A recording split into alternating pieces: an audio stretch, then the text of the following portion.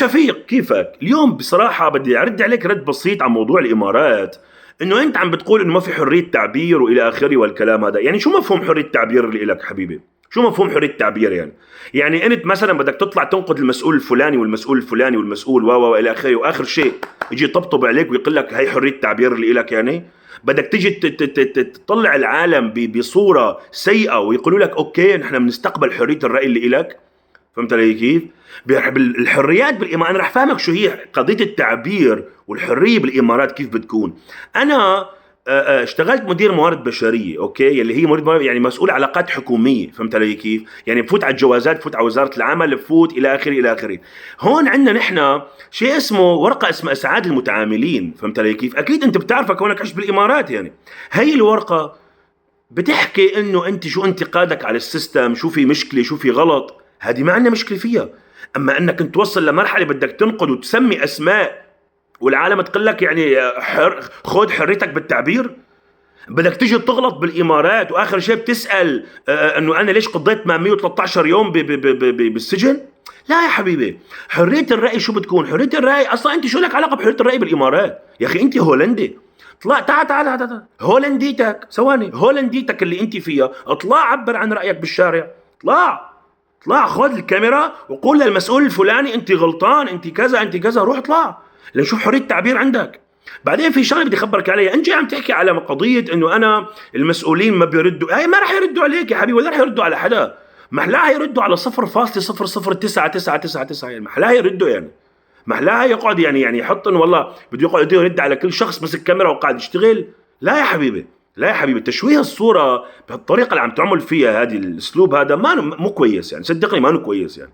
فهمت عليك؟ وانا عم رد عليك بطريقه اني انا عم اعرفك الوجه الاخر.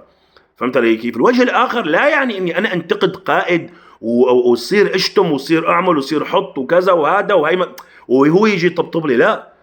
الحريه انك انت تحترم هذا الشخص، انت معاجبك اطلع لبرا مع السلامه. الامارات ما جبرتك وعم تقول لك تعال عنا مشان الله يعني، في مليون واحد غيرك على فكره يعني، من الاخر اجيب لك اياها يعني. الاهم من هيك المؤشر تبع انه مقياس الامارات ان كانت رقم واحد ولا ما أنا رقم واحد. ايوه طبعا هي رقم واحد، هي رقم واحد بالنسبه لشو؟ بالنسبه لانه عمر دوله الامارات، شقد عمر دوله الامارات؟ ماشي. وبالنسبه لجواز السفر وقتها هي رقم واحد، هي فعلا رقم واحد. انا رح احط لك الرابط تحت وفرجيك انها هي رقم واحد. اما انا كنت تحط يعني صفحات صفراء وورقه وما بعرف شو جايب لي مقطع لي مناشير وعامل لي، مين هالمؤشرات هذه؟ لك مين المؤشر هذا؟ مين هو هذا اللي يطلع كلمه ويقول عن الامارات حرف ولا كلمه؟ مين هو هذا؟ مين هذا اللي جاي يحكي على دوله بهريتك وبهرة العالم كله؟ مين هذا؟ مين؟ بعدين تعال اقول لك، انت جاي عم تحكي على موضوع غسيل الاموال والدعاره؟ يا راجل يا راجل يا راجل، يا اخي طول بالك يا اخي، يا اخي بهولنديتك بيعرضون على جامل بلور يا اخي وهي عم تفتل يعني. لك شو مفكر نحن ما بنعرف هولندا يعني؟ يعني والله العظيم يعني ما يعني عن جد انت غريب يا اخي، عايش بهولندا يا رجل عم تحكي على الدعاره، عايش بهولندا وعم تحكي على الدعاره هسه كمان. ما في بلد في العالم الا في كويس، في مانو كويس، في سيء، في جيد. انت عم تحكي على المؤشرات هذه؟ شو عم تحكي انت يا رجل؟ اذا انت يعني انت عم تحكي المشكله يعني مهنه قديمه، هي مهنه قديمه باي بلد بالعالم ممكن تكون موجوده. انت بيك بالفيديو اللي لك نفسك شو قلت؟ قلت الامارات رحلت شو السبايا رحلت. وقت بدي امسكك انا بموقع مشبوه اكيد، اما انا ما راح اجي دق عليك الباب، يجي تدق الشرطه ولا تدق التحريات على كل باب تقعد تشيك عليه. اكيد وقت تمسك مثل ما مسك صاحبك بالفيديو هداك لما رحت اشتكت عليه لهذيك الصبيه، رح تشتكي اكيد وقع، خلص الموضوع يعني. شو اخذ جزاؤه؟ خلصت. فانت ما تجي تحكي وتعمل للامور يعني ان هي ياي وكذا وليكو. يا اخي شو هالكلام هذا يا اخي؟ يا اخي ما بصير. اذا انت شخص فهمان وما شاء الله عليك بتشتغل بالمي وبتنقي المي وبتشتغل، ما تشتغل بهولنديتك تنقية مياه وتبدا مستقبل جديد. اذا انت مفكر انه انت الامارات واقفه على شخص يطلع بفيديو ويحكي ويقول، فوالله صدقني الموضوع هذا صعب جدا. وانا كل فيديو رح اوضح فيه للناس ان كانوا عم بيتابعوك ولا ما عم بيتابعوك انه الامارات وجه اخر لإلك ولكل من طلعت عليه الشمس. انا هون احكي لك شو وجه المدافعه. ليش انا لان انت سالتني سؤال، او مره يمكن حدا سالني بالتعليقات قال لي ابو الليل انت ليش عم بتدافع عن الامارات؟ رح اقول لك ليش عم دافع عن الامارات. لانه انت وقت اللي بتعيش بخير، وقت بتعيش بظل انك انت كنت يعني بفضل الله طبعا اولا، والدوله ما اتاحت لك مثلا موضوع انك انت تشتغل فيها وتعمر وتشتغل وتكبر عيله وتكبر اولاد و الى اخره، واشتغلت فيها وما كان هذا الشيء ببلدك، فاكيد هي لها فضل علي وفضل على رقبتي كمان.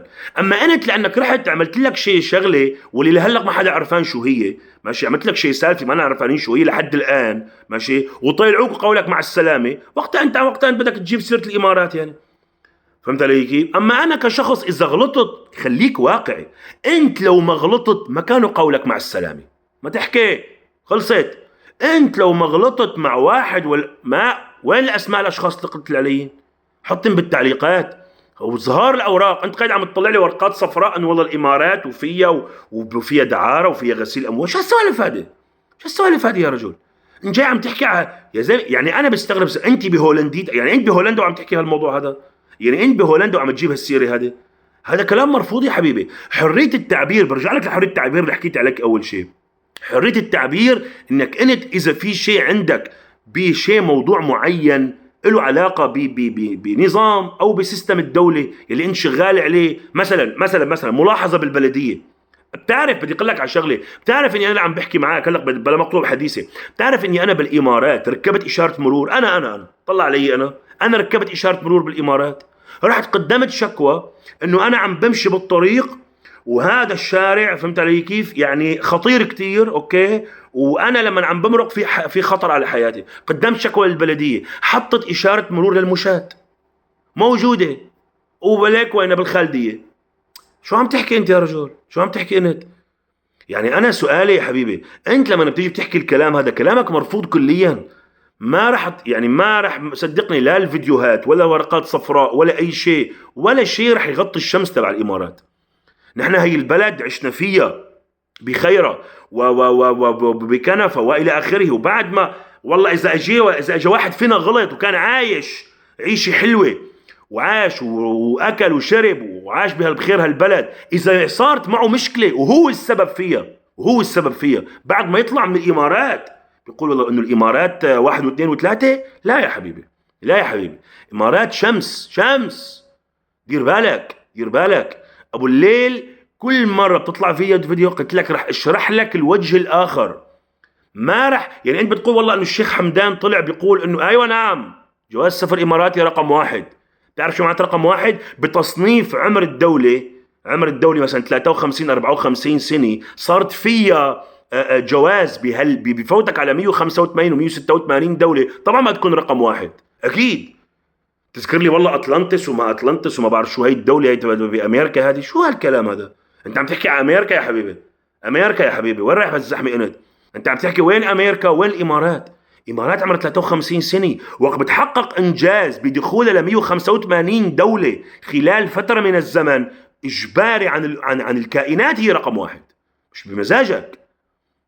وانا جبت لك روابط تحت بمؤشر اندكس اللي انت بتعرفه، جواز سفر اماراتي رقم واحد، بمؤشر ثاني هو رقم اثنين.